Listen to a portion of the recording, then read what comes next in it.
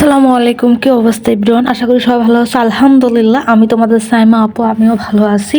আজকে যাচ্ছিলাম যমুনাতে, বিয়ের কিছু কেনাকাটা আছে। যেহেতু ডিসেম্বর মাস, বুঝতেই পার, ডিসেম্বর মাস মানে বিয়ে শাদী অনুষ্ঠান। বিশ্বরোড থেকে রিস্কাতে উঠলাম, আর মেন রাস্তাতে প্রচুর জ্যাম ছিল, তাই ভিতর দিয়ে যেতেছিলাম। হাজিপাড়া দিয়ে যাব, ভিতরের রাস্তা তো জ্যাম, মানে মেন রাস্তা দিয়ে জ্যাম দেখে এদিকে অনেক প্রাইভেট কার আসতেছিল, তাই রিস্কা নিয়ে একদম জ্যামে পড়ে গেছে। এদিকে আসার পরে আবার এক কাণ্ড। এদিকে আসার পরে দেখি রাস্তার কাজ চলতেছে, বসুন্ধরার সামনে দিয়ে, বিশ্ব রোডের সামনে দিয়ে এদিকে কাজ চলতেছে, তাই রিস্কাওয়ালা মামা অনেকটা দূরে নামিয়ে দিল। এখান থেকে হেঁটে হেঁটে যাইতে হইতেছে। দেখেন কাজ করতেছে যে রাস্তা, আর প্রচুর জ্যাম রাস্তার মধ্যে।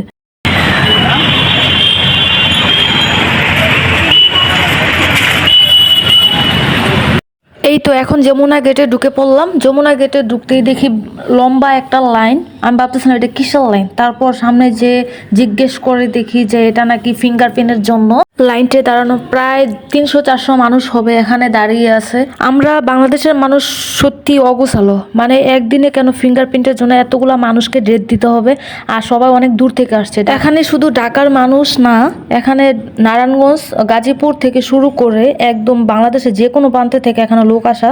আমি অনেকটা জিজ্ঞেস করছি, অনেকে আগামীকালই চলে আসছে ঢাকাতে, তারপর আজকে আবার ভোরে চলে আসছে লাইনে। এই তো অনেক বাধা বিপত্তির পর এই তো চেক ইন করে ঢুকে পড়লাম ভিতরে। আমার এখানে তেমন একটা সময় লাগবে না, আমি টপ 10-এ যাবো, আর সেখান থেকে কিছু কসমেটিক কিনে তারপর চলে যাব।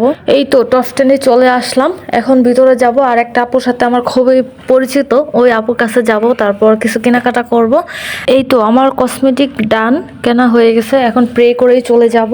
আর একটা জুতা নেওয়ার প্রয়োজন আছে, যাব জুতার ওখানে, যদি পছন্দ হয় নিব, না হলে চলে যাব। যারা সিঙ্গেল আছেন ভাই, বিয়ে শাদী করেন না, বিয়ে শাদী করলে একদম মরবেন। কসমেটিকের যেই দাম এখন আরো বেড়ে গেছে। বরাবরই কসমেটিক্স অনেক দাম থাকে, যারা ম্যারেড বাইরে আছে তারা বুঝতে পারবে কতটা দাম না।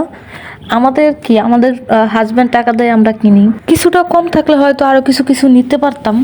আমার কথাটা মনে রাখেন ভাই, যারা সিঙ্গেল আছে বিয়ে শাদী করে না, মরবেন একদম। এই তো আমি এখন প্রে করার জন্য কাউন্টারে চলে যাচ্ছি, মানে প্রে করে তারপর বের হয়ে যাব।